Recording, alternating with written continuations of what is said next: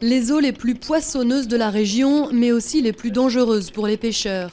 Les hommes qui prennent la mer ici, à 2 pas de l'Inde, ne sont jamais sûrs de revenir. Le mari d'Amida est sorti en mer un matin de 1999 avec 3 autres hommes. Ils ont été arrêtés de l'autre côté de la frontière, puis emprisonnés. L'un d'eux est mort dans les geôles indiennes.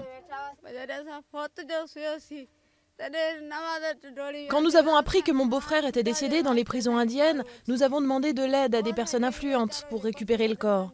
Nous leur avons demandé, au nom de Dieu, rendez-nous le corps de cet homme et rendez-nous les 3 autres vivants.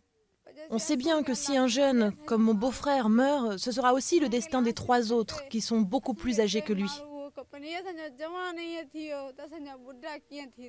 L'Inde et le Pakistan se sont affrontés au cours de 3 guerres depuis leur indépendance en 1947. Le principal contentieux est le Cachemire, mais la frontière maritime est aussi contestée et les pêcheurs en font les frais. Hassan Dabla a 80 ans, il a été emprisonné 18 mois en Inde dans les années 90. Depuis la partition, il a vu la baie changer radicalement. Il n'y avait pas ces restrictions entre l'Inde et le Pakistan. Les Indiens venaient ici pêcher et quand j'étais jeune, nous allions pêcher dans les eaux indiennes avec une autorisation formelle. On rentrait toujours chez nous sains et saufs jusqu'à ce qu'ils commencent à nous arrêter. Désormais, les 2 côtés arrêtent les pêcheurs sans distinction.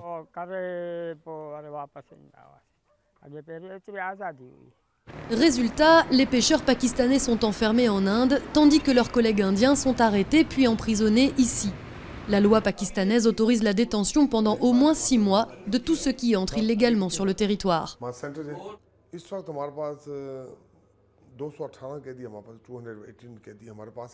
En ce moment, nous avons 218 prisonniers indiens.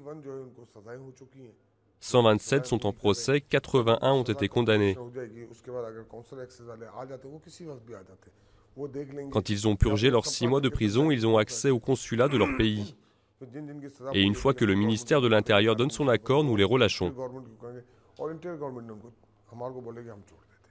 Malgré tous les risques pris, les pêcheurs continuent de sillonner le Cachemire des mers. Avec la raréfaction de la mangrove sur la côte pakistanaise, ils sont obligés d'aller de plus en plus près de la frontière pour assurer les meilleures pêches.